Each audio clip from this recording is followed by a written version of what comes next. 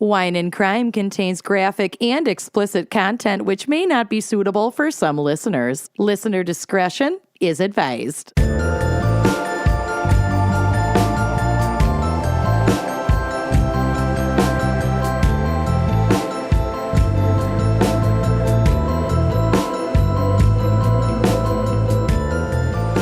Listening to Wine and Crime, the podcast where three friends chug wine, chat true crime, and unleash their worst Minnesotan accents. Oh, gal. Oh, yeah. Oh, gal. Yeah. You know? Yeah. Yeah. Oh, no. Yeah. Yeah. No.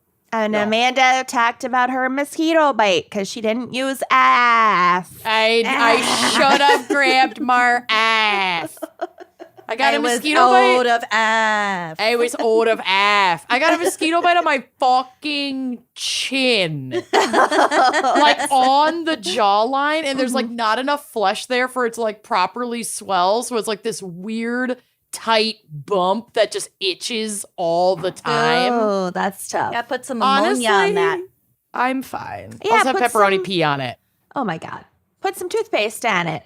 Oh, okay. Windex. Put some Windex on it. Put some Windex on it. Oh, I cannot wait for the new My Big Fat Greek Wedding. Oh, my God. So good. It's going to be great. Anyway, who are we? Oh, fuck it. I'm Kenyan. I'm Lucy. I'm Itchy, and I'm Amanda. And we have a very special fan pick for you this week, brought to you by Martin Liu, who wants to dedicate this episode to their husband Tyler and friends Naya and Sarah. Oh. They have selected the topic of naughty nurses. Oh my God. My Yeah. nurse is so natty. So naughty. I have like the nattiest nurse. Yeah, because all or most of these people are, or at least were, nurses. God bless you. This reminds me of the episode that like our friend who is a flight attendant got for flight attendant crimes, and they they like pooled with all of their friends who Their are crew. also flight attendants. Yeah, their literal crew, their flight crew. I love these. I have a great Nurses- case today. I'm ready. Nursing has got up there with teaching has got to be the hardest job of all time. I could not. Like, I absolutely could not. Understand why you put yourselves through it, but I'm No. The so Hippocratic thankful. Oath? Couldn't I take it. just don't get it. I Couldn't don't take like it. it. I don't get it. I was I in don't want it. classes with a lot of nursing students at MCTC because there are a lot of like psych undergrad or like psych requirements. And their schedules were nuts. I mean, Yeah. they're doing like practical lab like early in the fucking morning and then taking a full course load. And then toward the end of their schooling, they're also in like internships. It's basically getting your fucking medical degree. Like it's nuts. You're doing The same work. all the work that doctors used to do Yeah. for less pay, and you're also interacting. You're like also need all the skills of like a retail worker to like Yeah. interact with the public and they're also all miserable. interact with technology. Yeah. And You're meeting all of the people that you meet on their fucking worst day 99% of the time. everything Yeah, no one is wants high to be stakes. there.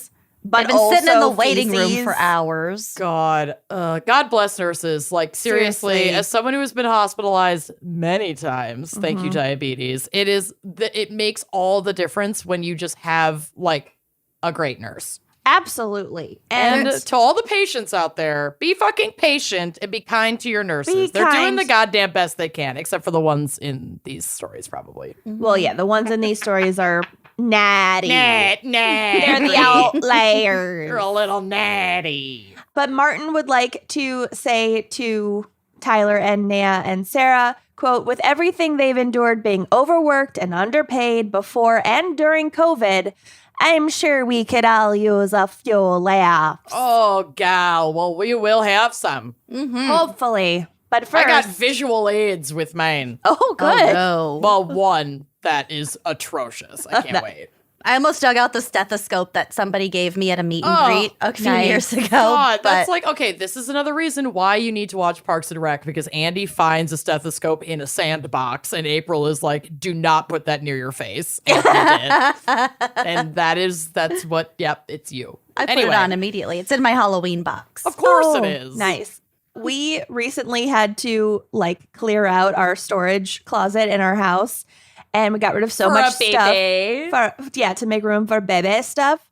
And we needed to keep and retain not one, but 2 large plastic bins of costumes. Oh, yeah. If you had gotten rid of those, I'd be pissed. Both for my job and for Zach's job, because they always have Spirit Week, and it's like, Wacky Wednesday, or he always has to wear costumes as a middle school principal.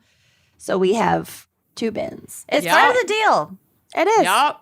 He loves it. He leans in. Territory. Of course he does. Okay, let's lube up. I'm drinking mango grapefruit seltzer water, but let me live vicariously through you guys. I'm drinking water. Our fan picker requested margs. Oh. Midnight margaritas. Mm-hmm. Oh, that sounds nice. I know, I'm sorry. But we a will good go margarita. back to a haunted inn in the Berkshires that no one else is staying in, beg my sister to please come stay with us because we're scared, and then make margaritas at midnight. Yep.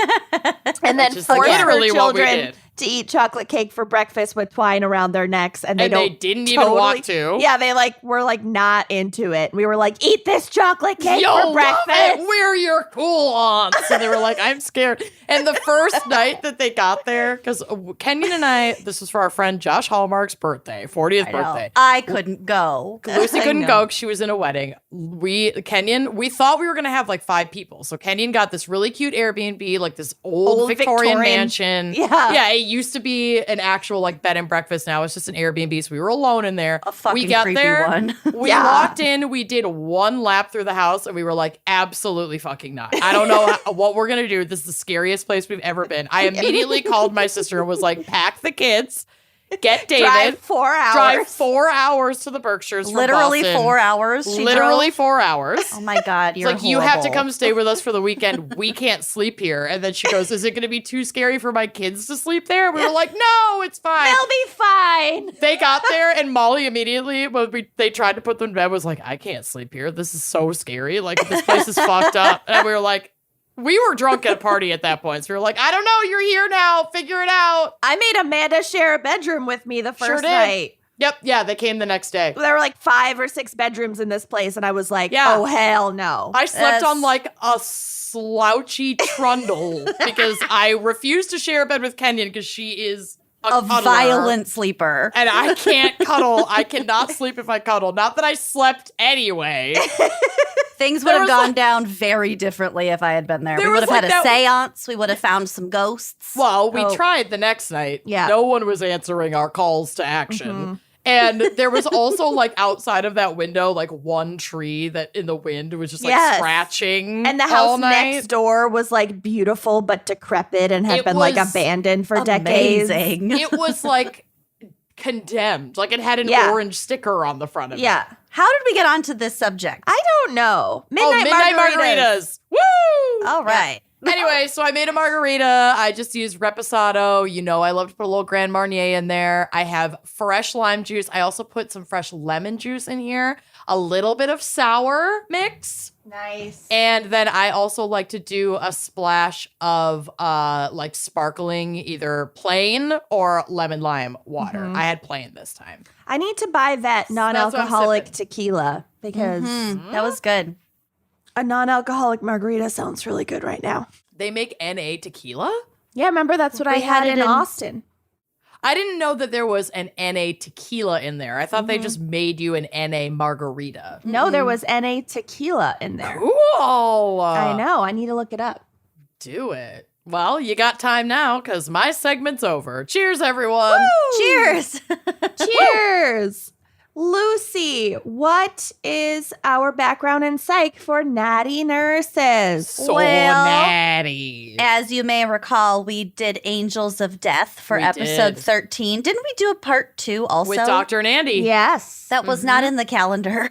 Yeah. That was our only 2-parter episode, and it was worth with Dr. Nandy. Yes. Oh, We might God want to throw bless that in him. the calendar. Should I but invite him to my wedding? Obviously. Okay. Yeah. Yeah. Hard yes. He's for sure he's going to say yes. So that 2-parter was episode 13 and 13.5, I guess. That was also 5 years ago. I have no idea what I talked about. So if by chance you're coming directly from episode 13 to this episode, That's chaotic. That's fucking there's weird. probably going to be some overlap, and I don't care. No, fuck it. It's still really interesting. Everything is dust. Yeah. Nothing fucking matters. No. We're just floating on a rock that's careening through an ever-expanding universe, and we don't understand any of it. Yeah. I'm fine. What are relationships anyway? Ugh. I'm getting married in the morning. Oh, right. Yeah. Yeah. I mean, relationships are fine, but they're just chemical fuck-ups in your brain. Exactly. That's what I'm saying. Forcing you to, is. like, work in a community so that we don't all die. That's It's- all they are. It's barbaric. It's really, it's outdated. I don't like it. I'm so happy, though. I love We're my doing great. Okay. I'm going to keep going. So serial killers who are nurses are especially scary because their body counts can rack up astronomically Oh, before yeah. they're caught, and if they're caught. Uh-huh. Many have dozens of victims, with several in the suspected hundreds of victims. Jeez. And Yeah. there are undoubtedly many victims that we will never fucking know about. A 2006 study found that nurses account for 86% of all murders by healthcare workers. Wow. Well, I mean, they it have makes the sense. most like patient interaction. They're actually administering Medications. drugs, yeah. They're also like alone with patients the most. But 86%, that's like almost all. Yeah. That's a very That's high a roll number. close to 100%. That's uncomfortably close to 100%. it's a high percentage. I love it. So nurses or other types of caregivers who intentionally harm or kill their patients are often referred to as angels of mercy or angels of death. They will frequently use their skills and knowledge of the medical field to do this, such as overdosing a patient with insulin, for example. That's what I threaten Bill with all the time. As you It should. would be so easy. No one would know. No one would know. Well, now they can check for that shit, but Well, 100 years ago, no one would know. Well, they would only know to check for it if they were deliberately checking for just that. Which they Or probably if- would at this point because she just announced it on air. You know, I'm not going to kill him the way I say I'm going to kill him on the Right. podcast. It's a or red am herring. I? It's a red herring. You're right. Double red herring. So there's a very obvious power dynamic with these kinds of cases, and sometimes the behavior will escalate beyond just the sick people in their care, and they will begin to target healthy people outside of a medical setting. Because as we know, these behaviors escalate. They get a taste of that sweet, sweet power. Yep. Or even if they're not a serial killer nurse, they're still just a person and people commit murder. Yep. So we know that nurses do sometimes kill their patients, but what are their motivations? Generally, the motivations can fall into 3 categories. So we have a mercy killer. So these killers believe the victims are suffering or that they're beyond help, though this belief may be / is delusional. You're a drain on our resources. Bye-bye. Right. Yeah. They might just be killing like old people who are unwell but could still have a lot of years left. It's Can still you imagine? murder and against Yeah. your oath as a caregiver. I Right. want to know You're how... not God. I want to know how close it got with Helen and any of her nurses. Because I guarantee you the thought crossed at least somebody's mind. I bet Oh, they yeah. had a betting pool about when she would go. oh, like On- a baby pool. Like I on bet. whose shift. I mean, I would. Wouldn't Oh, are you kidding me? I fucking would. Yeah. I place bets on people's mortality constantly. all the time. The family basically had one. And guess what? We all lost. yeah. Yeah. Society Joke's on lost. you. Society Society lost. Okay, our second category is sadistic. So these killers use their position as a way of exerting power and control over helpless victims. And then lastly, we have the malignant hero. This is a pattern wherein the subject endangers the victim's life in some way, then proceeds to save them. That one is really freaky.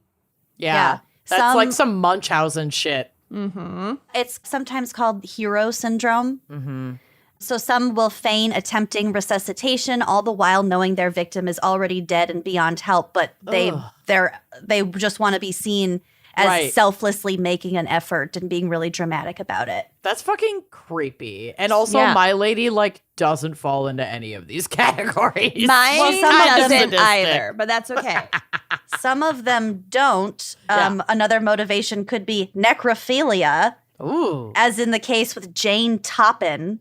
So she would administer the muffin note to you? She would administer a drug mixture to the patients that she chose as her victims. And then once they were like dying, she would lie in bed with them and like hold them close to her body and like fondle them as they died.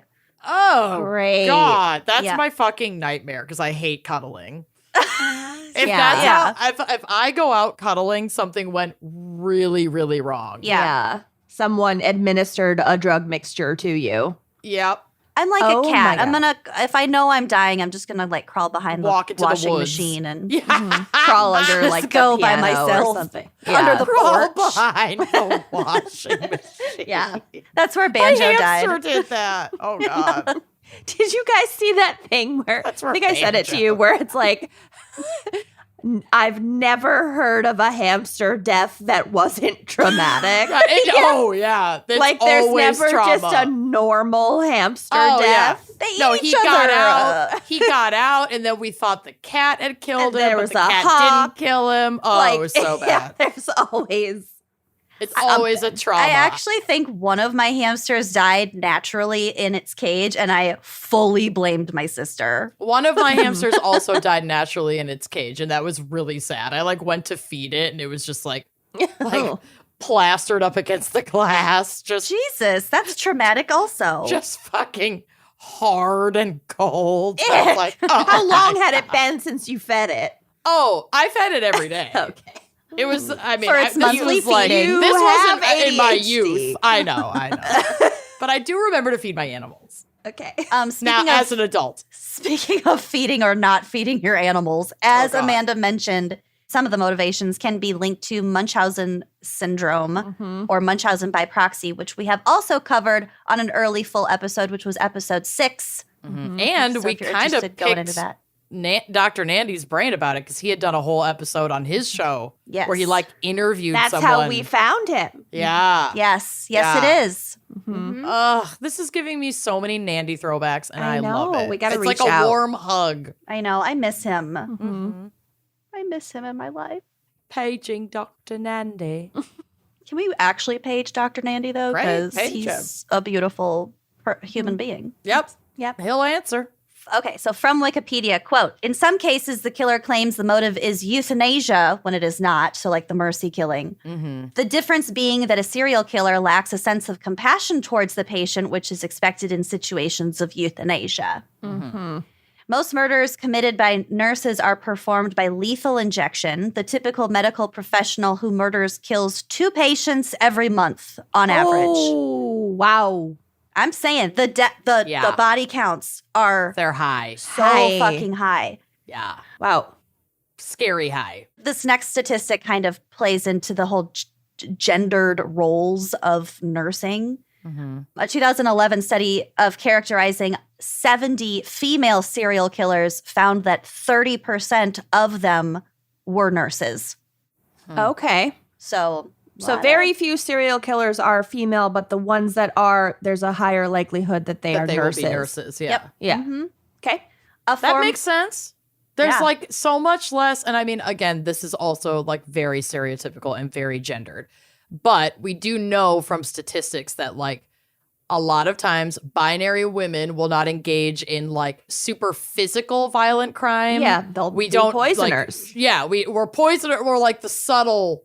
Because we clean can be about it. We're cleaner about it, but mostly because it's like crimes of opportunity, we can be overpowered more often if like if your victim is like a large man.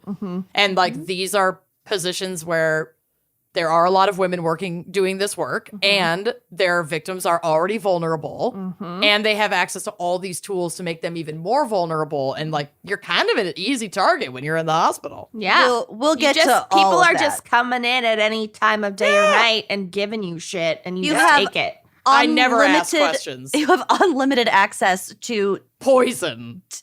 poison and also feeble, Yeah. unhealthy Right. potential victims. Right. It's kind of a gold mine. Kind of. Maybe I do need to go into nursing. So, a former German nurse named Niels Hogel was initially convicted in 2006 of attempted voluntary manslaughter after being caught intentionally manipulating a patient's syringe pump to improperly administer a drug called ajmaline. Don't like that. I don't know what it is, but I don't like it. It's an anti-arrhythm. It fucks with your Arrhythmatic. heart. I couldn't tell if it slows your heart way down or speeds it way up, but it fucks up your heart. Okay. Since then, investigators suspect his total number of victims is around 300 That's over a too 15-year many period, people. making him the most prolific serial killer in the history of peacetime Germany. Holy fucking shit. That's the other thing, too, is like depending on the type of nursing, I the think type I of covered that patients guy. you do. I think you did too, but I he think was I like covered the him most. on our crossover episode with Generation Y. I'm pretty sure we covered this guy, but I didn't Yeah. remember which episode. It's ringing a bell. Okay. So this is from the BBC. Prosecutors say Hogel attacked patients in order to impress colleagues by subsequently trying to revive them. He even earned the nickname Resuscitation Rambo. Oh my God. Yeah, if you have one person and like consistently on their shift, they're saving lives Trying or to be people Superman. are dying, Right. either or. We'll get to it. It's called clusters, sus. but we'll get to it. Ooh. I know cluster is maybe the grossest word in the English language. It's not Unless great. you're talking about like a chocolate nut cluster. Right, or like a grape Which sounds cluster really good. for making wine. That does sound I'm going to really text good. my husband. I was just going to say, I might text Bill and ask him to bring home chocolate. It reminds me of like, you know, like the Texting him right now. tripophilia. Is that what it's called? Or tryptophobia? Oh, with the holes. It's all the little holes. What? No. The word cluster reminds me of like frogs laying eggs on their backs or whatever the fuck. Do you know what I'm talking about? Yep. I'm just Yep. texting my fiance to get We're just chocolate. texting about bringing home chocolatey nut clusters. Babe, Got if it. you drive by chocolate and grab some, I would not be mad about that. Okay, well, you do that. I've I'm gonna literally said if continue you on. were to bring home some kind of chocolate nut cluster candy, I wouldn't be mad about it. Should I text my husband? How? Text your husband right now. Are you going to stop at the store? Why are we so predictable? I texted Basically, him. every time I record, Bill is now like Pavlov conditioned to be like, what fucking Like, food what are food you is she gonna going to come want up with? It's going to be baked potatoes, Yep. tacos, Tacos. pizza, Tacos, yep. chocolatey nut cluster. It's going to be very specific.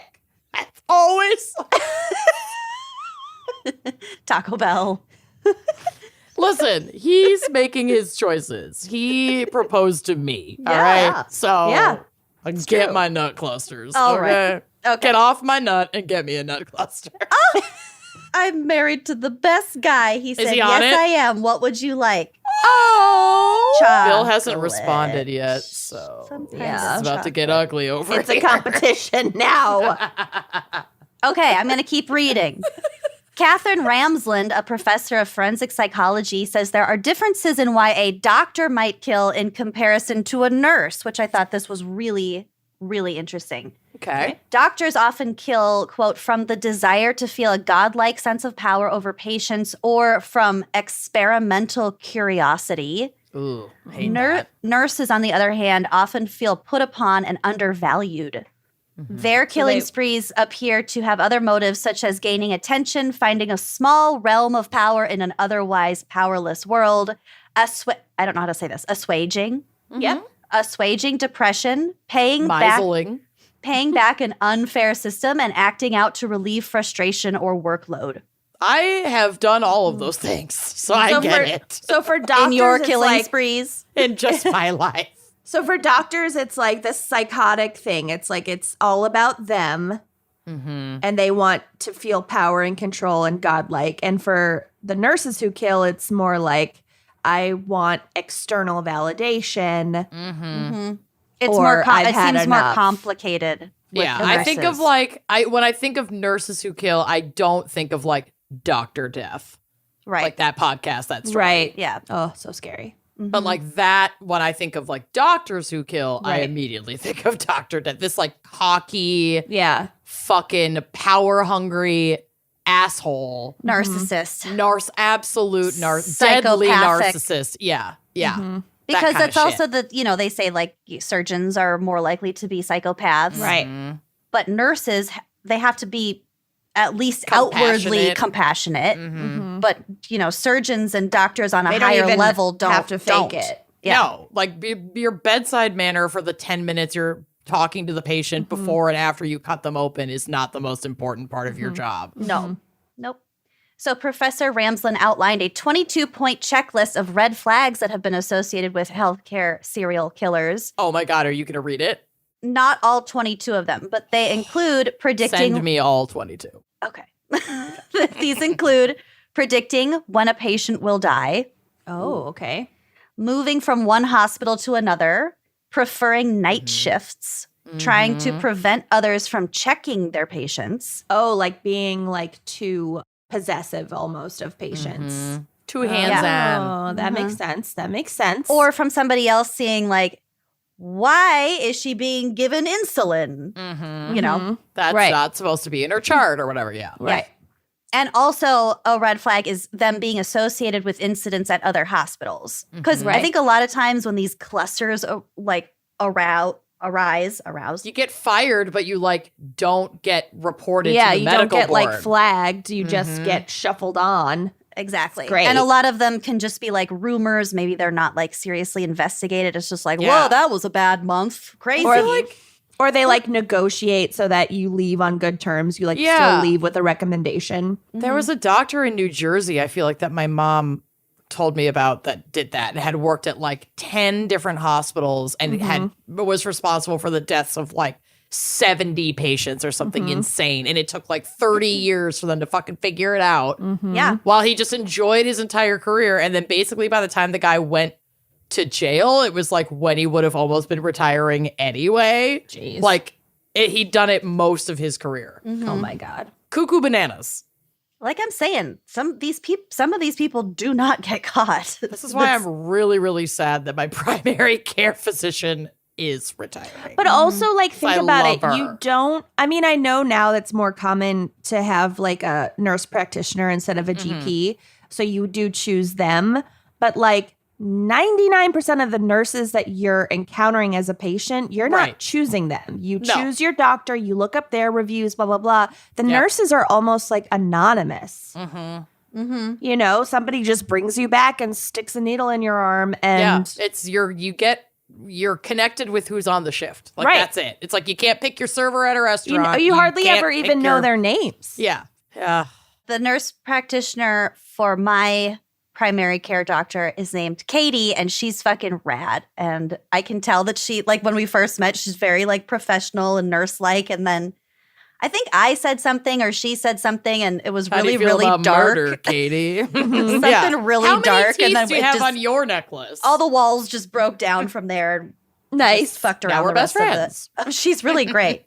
Okay, other red flags include a history of depression or other psychological troubles, a high incidence of death on the killer's shifts, making colleagues feel uneasy around them, Oh, yeah. and having drugs in their lockers or homes. Okay.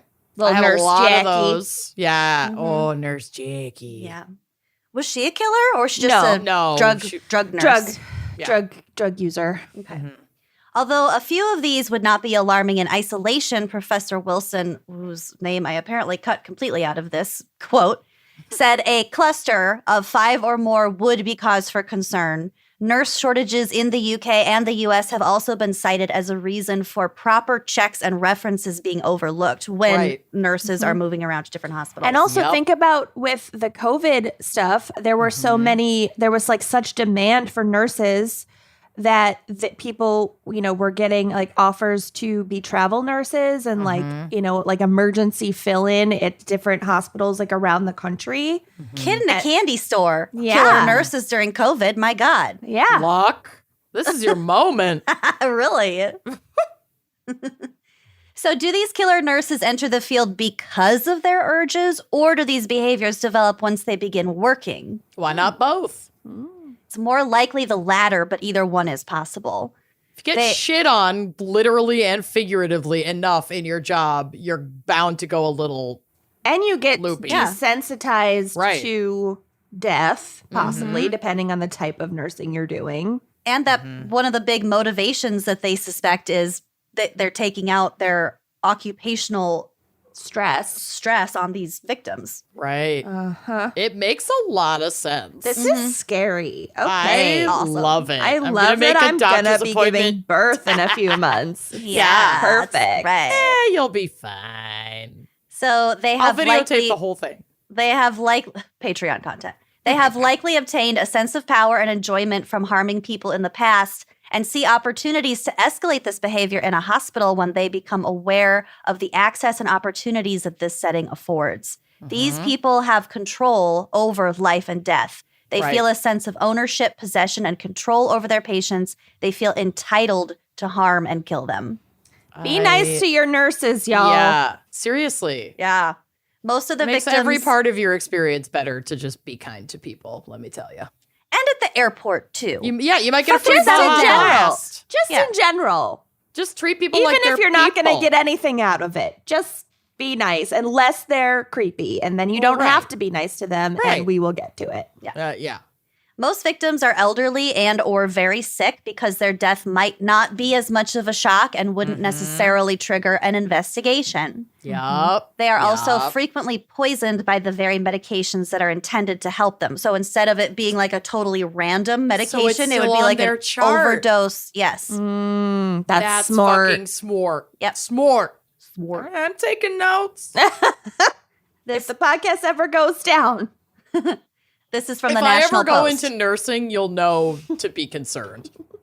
There's a lot of things that I know would trigger Red an alarm flag. for me Yeah. about your extremely predictable behavior. Oh, yeah. Oh, yeah. Okay, a 2006 study identified 54 medical serial killers in Europe and North America between 1970 and 2006. 54. That's a lot. In most cases, A lot. the murder weapon was the drug the healthcare professional could easily access. That included potassium chloride, an electrolyte that in high doses can cause the heart to stop. Also insulin, morphine, and drugs that paralyze the respiratory system. These paralyzing drugs are designed to let patients be comfortably attached to artificial breathing machines, but can be fatal if there's no device to take over the respiration. So if they're not actually connected to a fucking breathing machine. Got it. Okay. But those drugs are so common in hospitals that they're in every fucking closet, probably. We'll get to the potassium chloride. Amazing. Most of it involves IV medication because you don't even need to poke a needle into the skin of the patient. And then they can find those little puncture marks in an autopsy. We will get to it. Yeah. So you want to go through the tube, baby. Yeah. You can even just put a few little drops of additional medication into the IV line, and it's almost just too easy. And voila. Follow me for more recipes. Yeah. TikTok taught me. God. IV bags are scary enough. They're so scary. A lot of medical murderers are also involved in fraud, be it prescription fraud, insurance fraud, doctoring medical charts and files, Get out. and forgery. So also I think obviously there's somebody in the hospital that is responsible for dispensing the medication. Right. So they have to use somebody else's login or And, Signatures. Nurse practitioners a lot of the time can prescribe, but typically just your regular shift nurse cannot prescribe medication. It's Yeah. probably some of that forgery is like forging prescription Right. to gain access Yep. That's, to these deadly meds. Yep. There is some concern that legalizing compassionate euthanasia could actually enable serial killers, possibly fueling mistrust between palliative care teams and the general public. So that's maybe. another. I feel like they wouldn't be into it if it was Legal. and consensual, you know? It's not the same rush. It's not Right. as sexy. Yeah. Right. That's just a possible concern. Mhm. It seems like there are fewer medical murderers in the U.S. now than there used to be, possibly in part because of the advent of computerized systems that can highlight unusual drug usage by staff in the facility. Yeah, and the inventory is so much more fine-tuned now that they're using these like online, or not online, but like computerized databases and shit. It's I wonder And if- you need like a key card to get into fucking like Right. any locked door, and that marks like whose card you use, what time. There's Right. cameras everywhere. It's also possible that because everything is so computerized, it's harder for them to jump around to different hospitals without A people record noticing. following them. Yeah. I bet it's still very possible, but harder. Right. Definitely harder. Just like committing murder Of course, and it's still of any possible. kind. Of course, Right. And it's still getting away with possible. it is but harder. I think the internet helps Yeah. law enforcement. It helps the hospitals communicate with each other. It obviously is helping the technology with the dispensing of the medicines. Right. So, but they're still out there, and they're yeah. almost No one's safe. undetectable. No one's safe. No one. Trust no one. So that's Great. my segment. Wow. Scary Lucy's stuff. So pleased with her. Yeah. I love it when I give you guys a new fear. Listen, I don't have a My new fear. I have a lifeblood. new aspiration. I am an aspiring I'm just thinking about how naughty many nurse. nurses I encountered at just my like regular appointment yesterday. I Yeah. literally They all wanna directly kill interacted you. with like 5 different nurses, none of whom I was given a name for. Check your meds. Oh my Or goodness. Don't they're not just go with laced. it. Let's hear a word from our sponsors. A good night's sleep is always in season, and you deserve the best rest, and Brooklinen has your comfort covered with a lineup of cozy essentials made for relaxation. Oh, it is so relaxing. Brooklinen, home of the internet's favorite sheets, was created in 2014 to give customers luxury, hotel-level home essentials that don't break the bank. And we're talking the good hotel, the good hotels, like the really nice sheets, the really soft plush, like bath towels. Yeah. Oh my God. So Brooklinen offers everything from snuggly sheets to cozy towels and robes, loungewear, accessories, and so much more. By working directly with suppliers, Brooklinen cuts out the luxury markups and passes those savings back to their customers so you get their incredible products at a reasonable cost. So if this is your first time trying Brooklinen, we recommend just scoping out their best-selling Luxe sheets. They're the perfect place to start. They feature an irresistibly soft feel and buttery smooth finish, and also like the more you wash them, the better they get. I don't know how that happens. They're made with the highest quality cotton. These sheets come in classic colors like white and graphite, and they also have limited edition shades like aqua blue and toffee. They also have like really cute patterns for their comforter covers, like the duvet covers. They're so cute. So cute. Brooklinen makes an amazing gift also. If you just have someone in your life, you're like, you know what, mom or dad or cousin or friend, you deserve a little treat. You deserve a little relaxation. You do. Definitely scope out Brooklinen. They are great for those gifts. Amazing. We cannot recommend Brooklinen enough. Truly. So give them the comfort refresh they deserve and get it for less at Brooklinen. Go to brooklinen.com and use promo code GALS to get $20 off your purchase of $100 or more, plus free shipping. That's BROOKLINEN.com and enter promo code GALS for $20 off plus free shipping. Brooklinen, the curators of comfort, and treat your sheets. Trade them. So I can't recall if this case was a fan pick or if I found it from an episode of Forensic Files. Either way, fabulous. It's 50-50. Fofty. It's 50-50. There definitely is a great Forensic Files episode about this. Yes. So I love when I can encourage- follow up Yeah, with I with encourage an FF. everyone to go watch. It's called Needle in a Haystack. Okay, I'm writing it down. Do you know what season? I'll find it. It's fine. I'll find it. Thank you. Okay. Michelle Herndon grew up in Live Oak, Florida, a small town just south of the Georgia border, the Florida-Georgia line. Georgia line. It's season 14, episode 9. Got it. So Michelle was a beloved member of her tight-knit community. She was known for her kindness and outgoing nature. Most people who knew her would describe her as pretty idealistic. So as a teenager, she raised and donated money to the World Wildlife Fund. And she also volunteered at a primate sanctuary. And there's a photo on the drive of her. She's like Jane Goodall. Hanging out with the primates. What a fucking dream internship. Oh, What a little peanut. yeah, she's a cutie. My tool She's to intern. feeding them like porridge with a spoon. Maybe it's a juice reward. It's juice reward. It's a porridge reward. So, according to her mother, Belinda, Michelle once called her crying that she was going to get in trouble for being late to work because she'd found a squirrel with a broken leg and she needed to reroute and drive it to a veterinary clinic before going to work.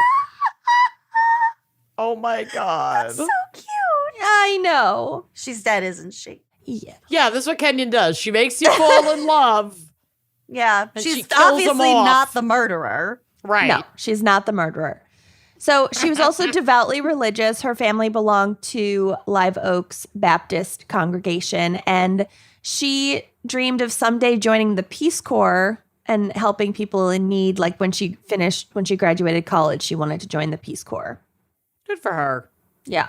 That's the kind Lot of of religious dreams. thing where I will allow it. If you want to help people by joining the Peace Corps and not just being a fucking missionary, Yeah. great. Just wandering around colonizing. Yeah. You can still do good things without putting some sort of churchy banner over it. Right. Or strings attached. Just help Eradicating a culture. Yeah. Right. After taking a couple years off after high school to work and save money, Michelle left Live Oaks to attend the University of Florida in Gainesville. Oh. She lived off campus and worked part-time as a personal trainer at a Gainesville gym. So she was just very driven and determined and pragmatic, Doing her thing. doing her thing. She became best friends with a woman named Jessica Seipel who worked at the gym with her. And she and He What? just lit his tail. He lit his tail on fire. Oh God, Right? it stinks. Get out of here. Oh my my God. you need to get a playpen for him. It's singed. Oh God, it stinks. There's ashes God. all over my desk. Well, I'm really sorry. I don't know what to tell. Hasn't Someday your happened house in a is gonna while. burn down. Yeah. Ray have to is ke- I an have arsonist. Closely monitor my Totally. candles. That's why I have those tacky fake candles. It's the only ones I can leave in a room. Mm-hmm. I'm sorry. Okay. All right. So she's best friends with Jessica. They are inseparable. They're BFFs. They meet at work at the gym, and they just constantly spend time with each other and hanging out at each other's houses. Got it. This meant that Michelle also got to know Jessica's roommate, a man named Oliver O'Quinn, who Don't like worked it. as a nurse No. at nearby Shands Hospital. Never trust an Oliver. There are pictures of this asshat on the drive. Okay. Ugh. So Oliver was quiet and awkward, and it soon became clear that he had a crush on Michelle. The crush made Michelle uncomfortable, but she did her best to be kind to him because that is the type of person she was. Although she First was red flag, making people uncomfortable. she was clear with him that she had no interest in being anything more than friends. And she wasn't even really friends with him. He was just her best friend's roommate. Right. Yeah. He was just inserting himself. That's probably a terrible term to use, but into her life. Yeah. And I'm sure he listened, didn't he? Yeah. Yeah. He left her alone. That's what men do. Case closed. The end. He respected her boundaries and moved on with his life. Shyamalan twist. He was actually a pretty nice guy, and she went on to live her fucking life. They're now married. There are no Shyamalan twists in this case. Great. Okay. It's exactly what you think. there's a creeper and he won't take no for an answer, and Great. he has access to drugs and needles. Okay, so Perfect. she didn't want anything romantic to do with him just anyway because of who he was, but also she had recently become more serious with her on-again, off-again boyfriend of 4 years, Jason Deering, and Jason was planning on moving to Gainesville to be closer to her, so they were like, they'd been on again, off again, but now they're getting more serious. They're growing up more, and he's like making plans and moves to come be near her. Mm-hmm. Meanwhile, Oliver's obsession with Michelle continued to escalate. Great. According to her friends, quote, he would follow her around like a little puppy dog. Oh. He would say things to Michelle like, quote, I really don't have very many friends. And that's too bad. Bye. Yeah. The older I get, the less fucks I give about just being like, that's too bad. Yep. That sounds like tried a you Bumble? problem. Bummer. Bye. Yeah. You don't have Hashtag no to new friends. entertain these people. You don't. If they're creepy, you don't.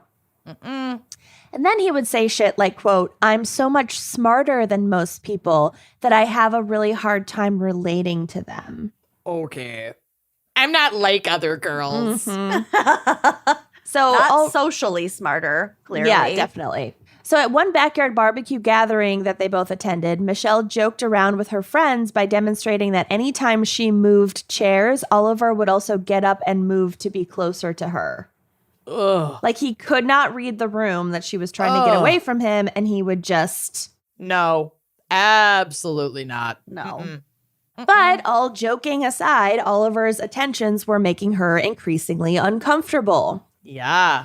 In the fall of 2005, he called her 43 times in a span of 30 days. No. Oh, And Jesus. they are not friends. No. Sounds like my ex's mom. Oh my God.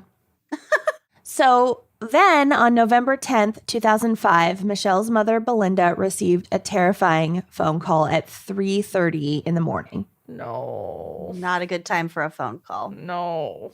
It was from Michelle's boyfriend, Jason, who had driven to Gainesville after becoming increasingly worried when Michelle had not responded to his texts or phone calls for 2 full days, which was completely unlike her.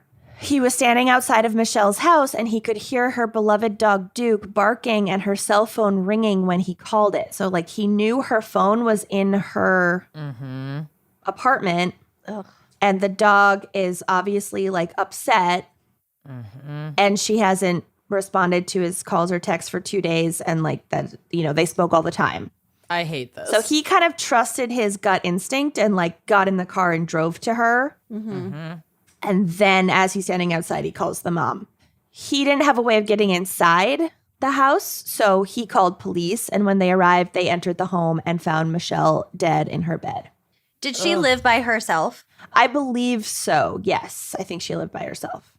So there was no sign of forced entry into her home, and there were no signs of a struggle of any kind. And nothing was stolen. So police ruled out an intruder per se being responsible for her death. So it didn't look like anyone had broken through a window or climbed in a door, whatever. No forced entry. Right. Michelle also had no history of substance abuse or depression. So a suicide or accidental overdose also seemed incredibly unlikely. And there was no drug paraphernalia in the home. She's a fucking cutie little Baptist do-gooder girl. Yeah. So investigators' initial theory was that she had died mysteriously of natural causes. There was no signs nothing. of... She's not choked or there's no gunshot wound. It's just There's no blood. Oh my God, she just suddenly died in her bed. Yeah, she just... Which has happened. Yeah. which could happen. I mean, like, you know, people can have like heart conditions that they don't know about. Like, you know, you never know. But she's like this young, healthy. I mean, she's literally a physical trainer. Right. She could have And she's turned a her college head student. too quickly. Stop God. with that. She could have turned into a banana and then quickly turned back. Uh-huh. That's rough She on cracked your her neck, skeletal turned into a system. banana, and then Yeah. perished and turned back. Weirder things have happened. There was like a beer bottle, like a single beer bottle on her coffee table that had like a few sips taken out of it. But there were no other like empty bottles. They checked inside that bottle. There was nothing. There were no like medications or poisons put in that bottle. And she Okay. definitely was not anywhere close to drunk. She'd had like a sip or two sip. of beer. Okay, I was thinking poison, but you answered that question. Yeah, nothing. They tested the bottle and there was nothing else in it Got it. besides probably crappy beer. Right. So, It's Liney's berry vice, and that killed her. oh my God. It almost killed me at Lucy's cabin in like 2013. Oh, God. So they think maybe it's just like a mysterious natural cause death. However, when medical examiners performed an autopsy on Michelle's body, they found a teeny tiny unexplained needle puncture in Michelle's arm. And this is a smaller needle puncture than even like a normal needle puncture, like it would, you know, for like a blood draw or whatever. It's like a very, very, very small puncture. Like an insulin needle. Those are just these itty bitty, like a little subcutaneous, like, yeah, they're tiny, tiny. According to the medical examiner, quote, it appeared to be administered by someone with a level of skill. Additionally, police found a plastic Publix bag of garbage about 60 feet from Michelle's home. It had been placed by some trash bins and apparently left behind when the trash had been collected. And because there was like no more room in the bins. And like, thank fucking God. Yeah. Because literally if that bag had just been like Gone to the inside the trash bin and gone to Right. the dump, this probably would Bye-bye. have never been solved. Yep. You'd never fucking find it. Yeah. Cool. So this trash bag contained, among other things, several empty vials as well as needles and a catheter. Uh-oh. The vials were determined to have contained, I don't really know how to say it, propofol. Okay. Propofol. Sure. Propofol? And Propofol. Propofol. Sure, whatever. There's propofol. There's I don't know.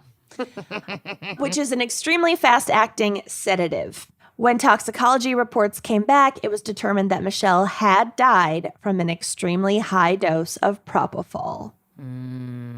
And like, if they hadn't found those vials, they never would have tested her Right. for this specific drug. Yeah, they're Yeah. not going to think to randomly test for that. Right. It's not part of the like general toxicology screen. So that it was just like an amazing thing of luck / stupidity on the killer's part to leave Yeah. that bag there. Like literally if he had done almost anything else with that bag. But he's smarter than most people. Right. Right. Right. Weird. Right. Right. So police began interviewing Michelle's friends, looking for someone who would have had access to such pharmaceuticals and something against Michelle, who like was a sweetheart darling and Had no enemies. yeah. And it didn't take long at all before they learned of Oliver O'Quinn. Fucking creep. Eventually, this part is great. Investigators looked for fingerprints in her home, looked for fingerprints on the Publix bag, on the needle and the vials themselves. Nothing. Nurses wear gloves. Yep. But one of the investigators thought, usually when I see nurses or whatever, like quickly administering something, they will open the cap or the vial with their mouths. Oh, yeah. So they tested the cap Yeah, for DNA. for DNA. Oh, that's good. That's good. Police work right there. Holy That is. Oh, that's good. You know what? have transformed. Oh, that's good stuff. Oh, yeah. Oh. And so they found Oliver O'Quinn's DNA on the cover of a syringe in the Publix bag. You son of a gun. And then You got him. that syringe also was found to have trace amounts of Michelle's blood on it. So it was like bang, bang. Smoking Connections gun. made. Camp. That's cool. I like that. That's cool. So investigators came to believe, based on the fact that all of these fucking things lined up and there were no signs of struggle, that all Oliver, of these things lined up. Oh, I love olives. Oh my God. that Oliver may have told Michelle that he was going to inject her with some kind of medication to treat her recurring migraines that she did suffer from. Oh, so she like consented but didn't know what she was fucking consenting to from this creeper. And that's Yeah. also why she would have let him in. He didn't have Right. to break in. She didn't have to break my in. She God. fucking knew him. She probably had like just gotten home from work or class or whatever, complained of a migraine, and he was like, "Oh, let me give you this." Oh, Yeah. no. Mhm. No. That's exactly what happened. Mm-mm. No. Unfortunately, by the time they gathered enough evidence to arrest O'Quinn, he had fled town. What a piece of shit. Of fucking course he did. So first he went home to Tennessee, where he told his father that he was mourning the loss of his, quote, girlfriend from a No. drug overdose. What a fucking asshole. Ew. That's fucking gross.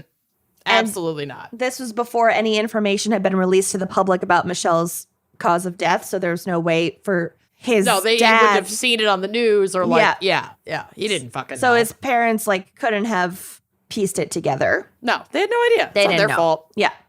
Then on November 29th, O'Quinn flew to Dublin, Ireland, telling his family that he was going on vacation. Okay. However, once he arrived, he Okay. applied there for a job as a nurse. Oh, you son of a bitch. He got a Yeah. taste of that sweet, sweet murder. Great. So who's he going to kill now? Well, police in Florida were able to keep tabs on his whereabouts because he like used his own passport and he told his parents he was going to Ireland, and then he applied for jobs in Ireland. So he basically strapped on a tracking device. Yeah. Went to Ireland. He's not good at murder. They went to Ireland and just waited Yeah. to be caught. So Irish police agreed to cooperate in surveilling him, but they were unable to arrest him because Ireland refused to extradite fugitives back to the U.S. in protest of the death penalty. Okay. Not uncommon. And he knew, I'm sure he knew that. I'm sure probably- he like looked yeah. that Why up. he picked it. Mhm. Yes. 'Cause And he's also so his smart. name is O'Quinn, so he probably had some Irish ancestry. That's like the only semi-smart thing he's done so far is Right. going to a country like that. And it doesn't last long. Oh, God. So, in an effort to get O'Quinn to leave Ireland of his own free will, the lead Gainesville detective on the case focused on releasing stories about him to the Irish media, hoping that the negative press would mean that he would be unable to get a job and force him eventually to leave Ireland. Smoke him out. Smoke him out. Who are you? I don't know. Character has taken I over feel you, like but I this like character is like old woman at the Tammy. cabin. Yeah, Tammy at the cabin after like 3 red beers. Oh, Which if- smoke him Oh, out. smoke him out. And if you're wondering what a red beer is, it's like Mick Golden with tomato juice in it. Yep. And if you're feeling real spicy, you can go full blown Bloody Mary mix and get a little spicy beer, and those are fucking good. Also, Tammy sounds like a river rat. I love Yeah. her. She's definitely at a cabin on a river specifically. Oh, yeah. Bad day to be a bush light. Yeah. Oh, yeah. Oh, Because I'm yeah. about to pound it. Oh, yeah. Smoke him out. Bad day to be a red beer. Oh, that's bad. No. Hey, honey, tap me off. Tap me off. We're at a Clamato. Oh, God. Are you gonna swing by the store? Gonna Yeah. run into town for some good- Clamato. you good to drive? Are you going into town?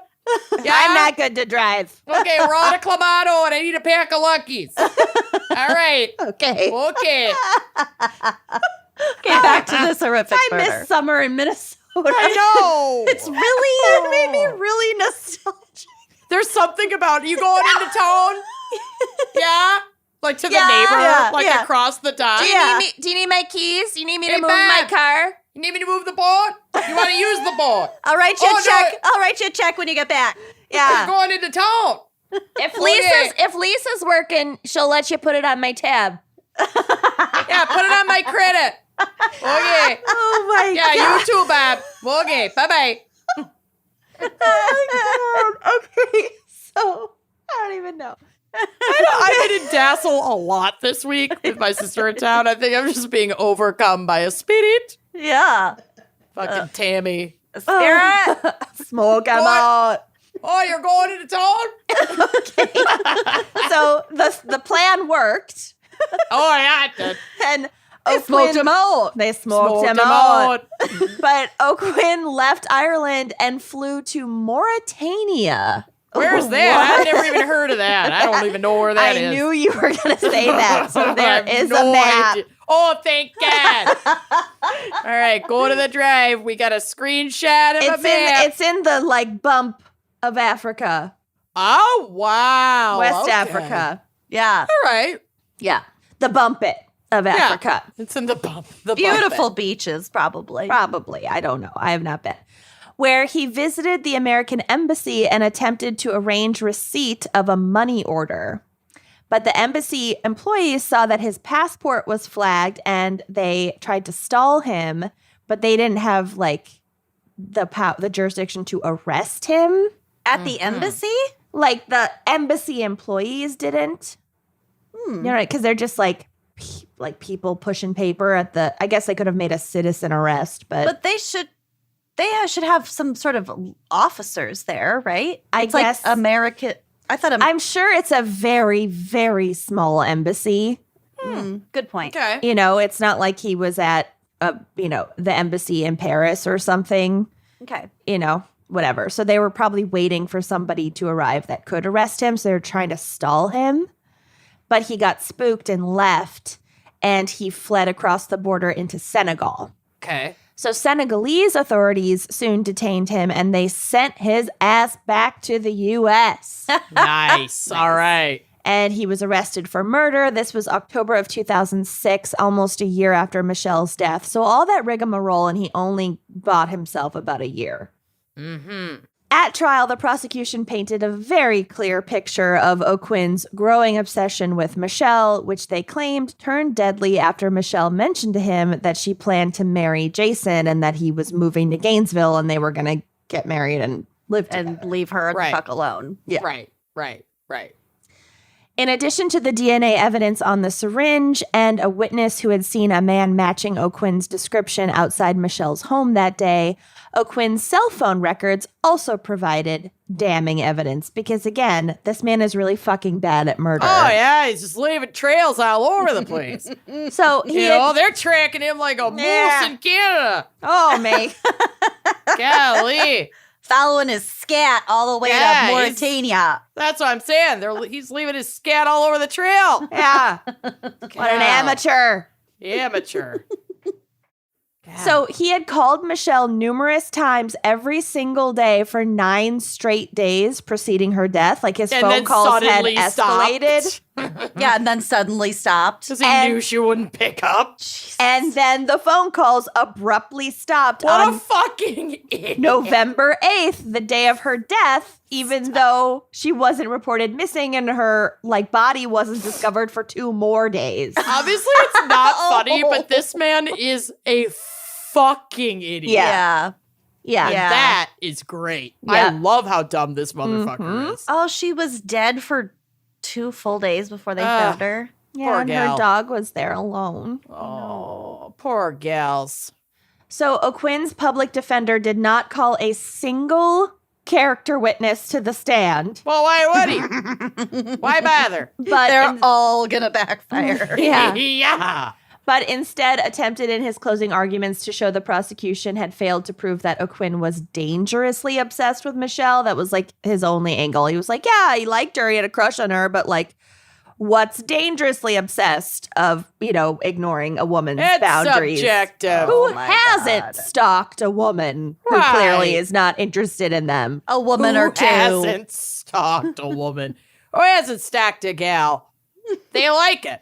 Oh my God. It's flattering. It's flattering. They like it. Damn it. So the jury was not convinced, and O'Quinn was found guilty and sentenced to life in prison without parole. During sentencing, the judge in the case said to O'Quinn that, quote, "It is beyond my comprehension how an intelligent mind could conceive of what we've heard about this week. In this case, you executed..." And bit his tongue before he said, "You fucking idiot." Yeah. "In this case, you executed Michelle Herndon, and tonight after the sentencing, I know I will sleep soundly." Oh, wow. Wow. Got him. They got him. Michelle's mother also spoke at the sentencing hearing, stating, quote, "I look at you and I see a small, small man. I think about what you did to yourself and Michelle, who would have been your friend for life. She could have been your friend 10 years from now, but you took that. You chose to take that. What you took from us, you will never know. I almost let you take everything. I almost didn't survive this." Oh, poor thing. I know. It's just so God. fucking senseless. It's so senseless. It's just selfish, And creeper narcissistic. man. Yep. Well, yep. like I said from that horrible quote, it's almost too easy. Yeah. You have all the access. Right. Mhm. Yeah. Mhm. And he And- kind of yeah. did maybe almost get away with it if they hadn't mean- checked for the saliva. Or I mean, smoked everyone him would have out. everyone would have known that he did it, but like Yeah, prosecution wise, He got out of the fucking country. yeah. There would have been a mountain of circumstantial evidence, but it's not he wouldn't have necessarily been convicted if it hadn't been for his own stupidity leaving all that shit right there 60 feet from the crime scene. And his DNA. the phone Fucking- calls, Fucking get me. forensic files. Oh, the phone calls are The so stupid. abrupt halt of the phone calls. You fucking That is the dumbest fucking shit ever. At least like Pam Hupp made some fake phone calls. Yeah. And she's also a fucking idiot. forgot about Pam. Oh, the thing about Pam. So that is this case, Wow. this tragic death of this like beautiful, bright, ambitious, kind, generous woman because of some prick. The monkey gal. It's She always likes her some monkeys. asshole. I hate that. So just a reminder, you do not have to be nice to people that are creepy. Right.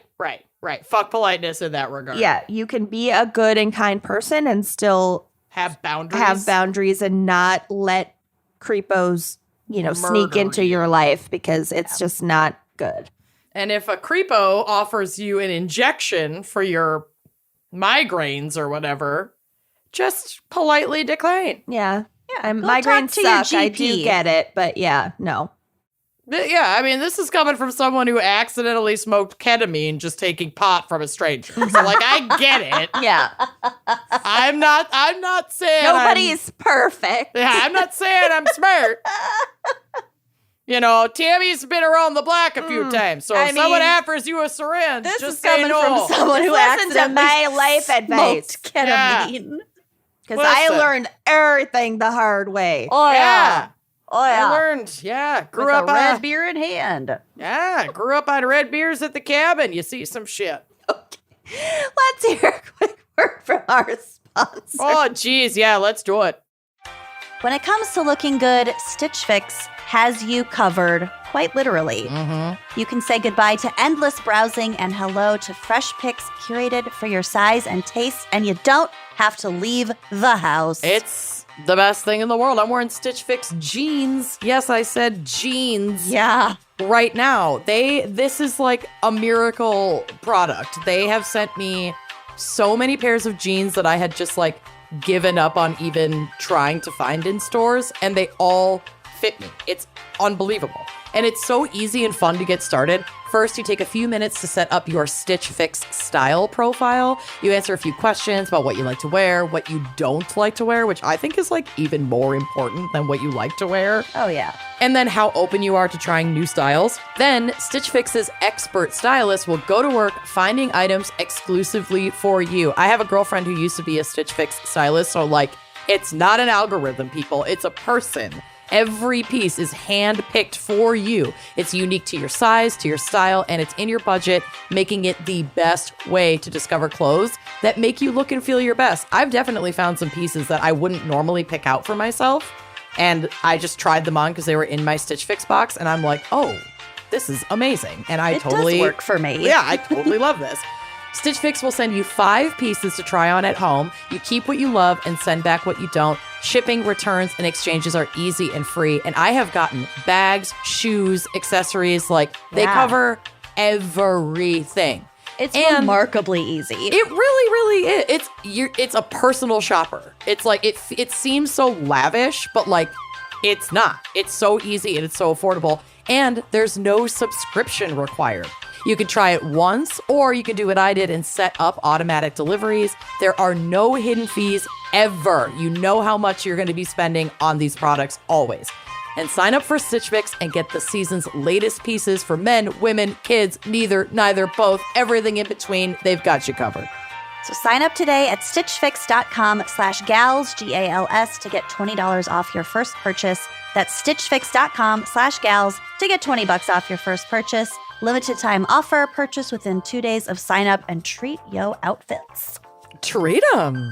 Are you feeling a little anxious? Maybe a little overwhelmed? Yes. Maybe a little just sick of everything, tired with the world. You just want to escape into your fantasies for a little while. Yep. So these feelings can really make it hard to shift gears and get in the mood, if you know what I mean. But with Dipsy, you can focus just on what makes you feel good. It really works to get you in the mood. Okay? I'm just going to say it. It really does. Dipsy is an app full of hundreds of short, sexy audio stories designed for you. You know, it's designed by women and it's designed for you. They bring scenarios to life with immersive soundscapes and characters, no matter who you're into or what turns you on. Find stories about that intriguing coworker with a British accent. Or hooking up with your hot yoga instructor. I mean, I can't really identify with that one, but like, there's something in there for everybody. It's a fantasy, you know. Yeah. Hear the sexy voices of Sarunas J. Jackson, ER Fightmaster, Luke Cook, and many others in stories like you've never heard before. New content is released every week. So in between listening to your like favorite standbys again and again and again that you know you love, you can always find something new to explore.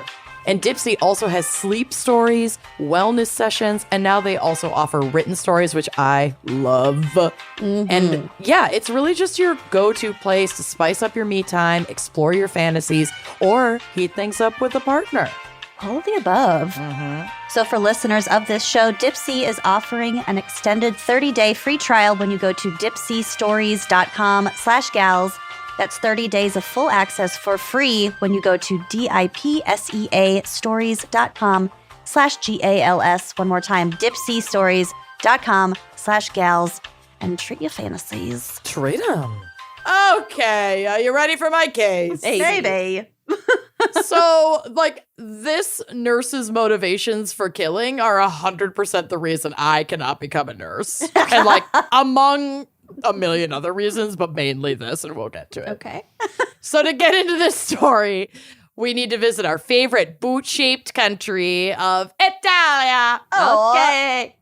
So, the young, beautiful, and vivacious nurse, Daniela Poggiali, was working in a hospital near Ravenna in northeastern Italy in 2014. 2014. And maybe vivacious is the wrong word because it sounds like she was just a real pain in the ass. Okay. She was often She annoyed was by... a handful. She was a bit much. My epitaph. She was a real pain in the ass. She was often annoyed by her patients or their families and allegedly played some fucked up, quote, jokes on her nursing colleagues, such as giving patients excessive amounts of laxatives during her shift so that they'll be shitting like mad during the next shift, leaving her coworkers to deal with it and humiliating her patients in the process. Oh my God. Yep. Jesus. Yeah, she wasn't an easy one to work with. She was a handful. Don't play pranks No. on your patients and No. nursing colleagues. Oh my Don't God. play any pranks involving laxatives. Yeah. Absolutely not. Yeah, Like, don't do putting it. someone's Never stapler in good. Jell-O is one thing. Yeah. And like her patients would suffer because of this, and Everyone would suffer. Everyone suffers, and they started suffering at rates that started to raise suspicion, especially when her patients started to suddenly die. So her patients were dying so frequently that an investigation was launched. Okay. Must have been a case shit, of yeah. smoking and driving. Oh shit, yeah. 2014. That's 2014. So this investigation uncovered, and this is translated from Italian, so bear with me. Quote, surprising results of a research on the first quarter of 2014, summarized as follows by the judge for the preliminary investigations. The judge is Rosella Matteria. In that period, there was so in the first quarter of 2014 that they investigated, there was a significant increase in deaths in the sectors where Daniela Poggiali worked, and that is 38 out of total 83 deaths against an average of 10 per nurse, on average in this hospital. So almost 4 times the other Yep. nurse death average on Yep. her shifts. 26 in the sector where she regularly worked, and 12 in the adjacent sectors where, as a matter of practice, she could intervene. So basically, everywhere she floated around, people fucking died. But investigation into these deaths, including talk screens and autopsies, turned up no signs of foul play that could be directly linked to Daniela. So at this point, all they had were stats and a hunch. Yeah, and her Add it up. fuck it. The laxatives, man. Oh, That's really rude. Really fucked up. Yeah. we'll get to how bad she was. So they started looking into her behavior and interviewing her colleagues. Quote, she wanted to do the nights that all the colleagues would say almost in chorus, but she too is cynical and vindictive. She used to overdo the laxatives to patients to put in difficulty the colleagues who succeeded her on duty, and she too overdid the sedatives at night. Again, this is translated from Italian. Yeah. So as not to be disturbed by the sick, which Oh. I get it. I get She's it. like, oh As a my- nurse. Oh my God. She's my like, oh, they're being so annoying and needy. Oh, It's like the literally call your light. fucking job. Like, shut up back there. I'm watching my stories. Oh my God. God damn. She was the worst nurse. It's so bad. When there were the challenging ones, she said, I'll take it easy, and just sedated them. And this was almost nonsense compared to the disturbing anomalies that Sarah, a colleague who is given all the tea, remembers. Quote, non-serious patients who accused a sudden worsening of the clinical picture and then expired. So they'd come in for something, it would suddenly get really bad, and then they'd die. Right. How is it possible that no one has noticed, she said. But things got really bad when a new patient entered Daniela's care. The patient was an elderly man named Faustino Taglioni. And Faustino was the relative of a doctor at the hospital who also ran the nursing department.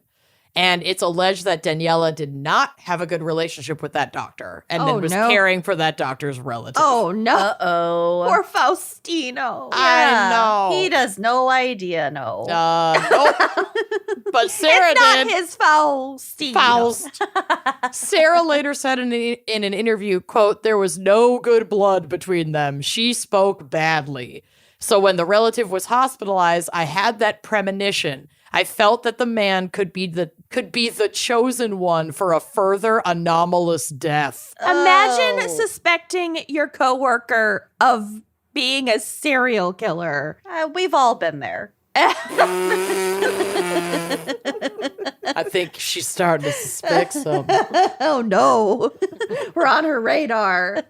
Give her sedatives. Well, sure enough, her premonition was correct. Within a few days in Daniela's care, Faustino had suddenly passed away. Without a solid reason for his sudden decline, once again, Daniela was left unaccused, at least not officially. But another patient came into her care shortly thereafter, after a shift change, a 78-year-old woman named Rosa Calderoni, and there's a picture of her on the drive, and within hours, Rosa passed away. So this had now gotten like too out of control to wave off as a coincidence, and an autopsy was immediately performed on Rosa. Okay. And thank God it was, otherwise the evidence would have once again faded away because Daniela was using injections of potassium chloride to end her patients that she found too obnoxious to deal with. God. Which is why I can't become a nurse.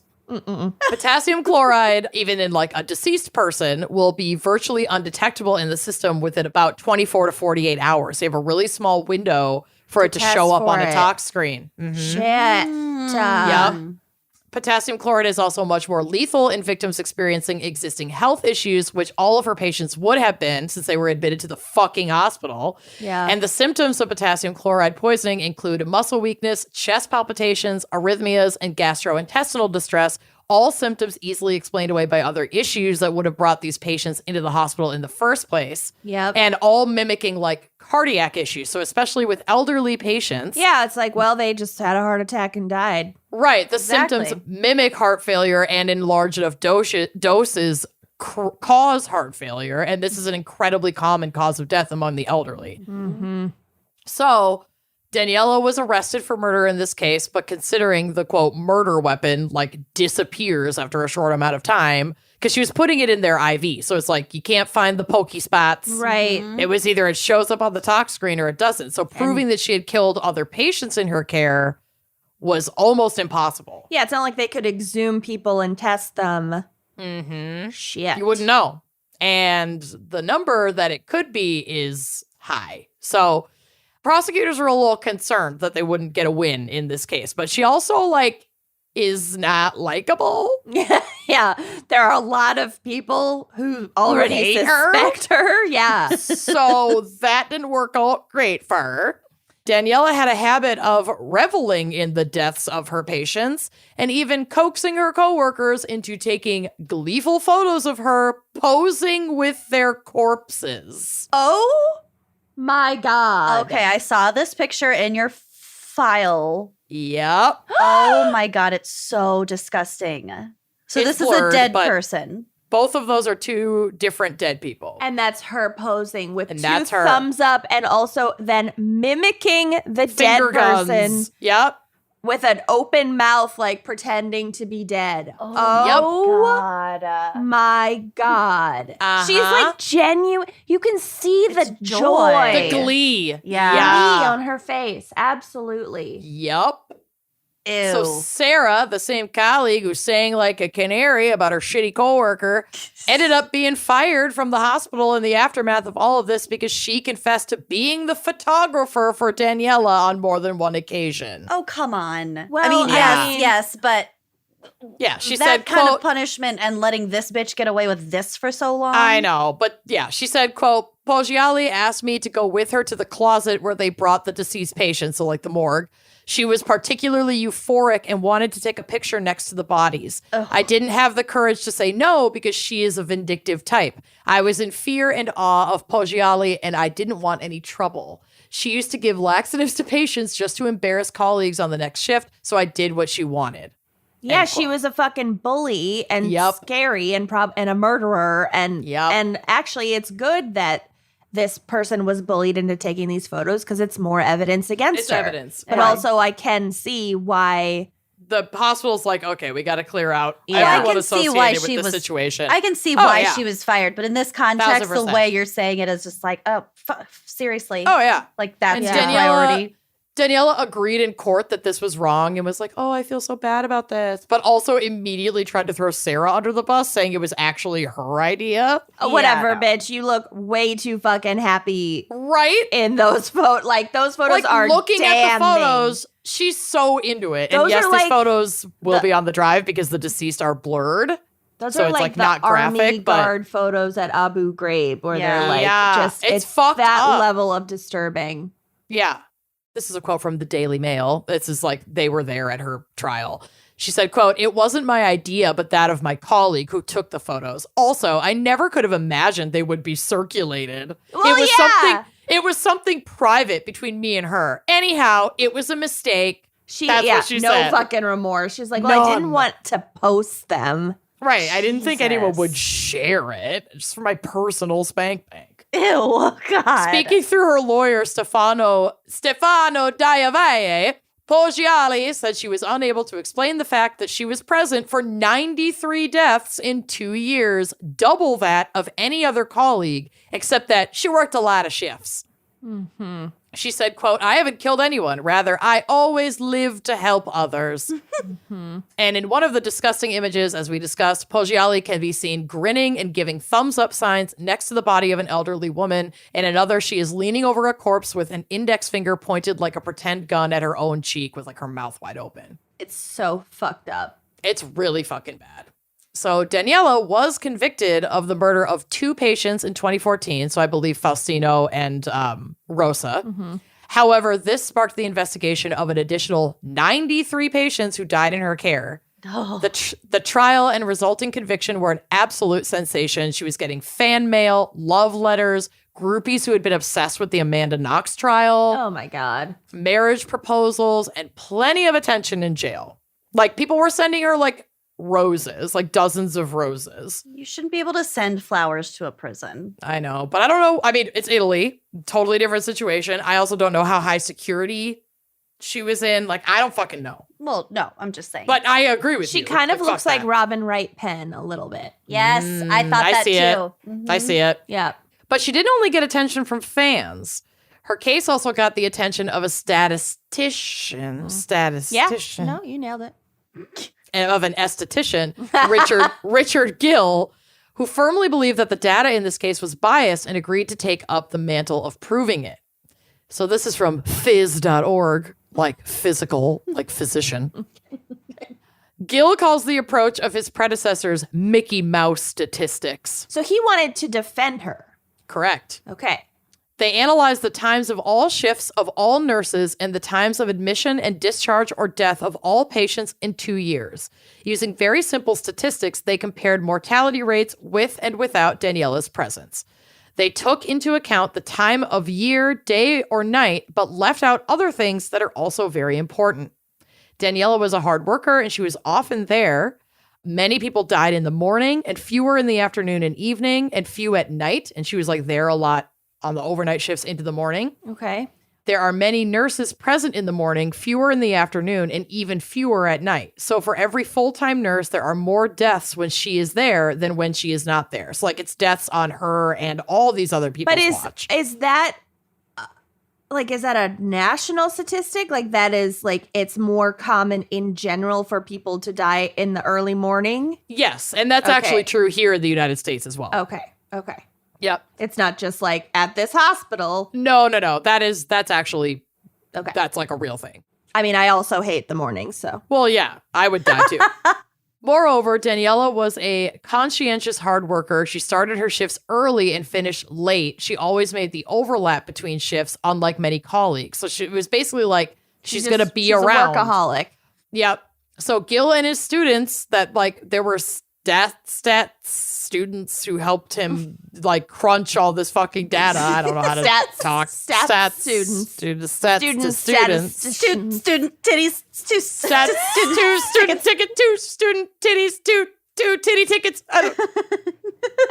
That's a weird throwback. That's an old joke. I don't Yeah. even remember what that was from. You and your sister getting movie tickets. And I don't know why you guys Were were we just drunk? fucking around. No, we were in like middle school. The question still stands. You just okay. Two student titty. I think because she wasn't student just titties. student or you were someone Oh, wasn't yeah, just you we were guys got all trying- nervous. Yes, we were trying to get like the college discount. Yeah.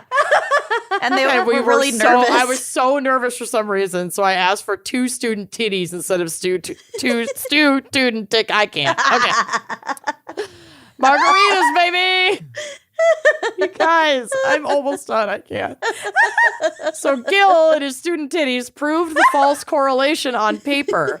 Many people died in the overlap between shifts. In reality, during those 15 minutes, the doctor comes by and officially establishes the death.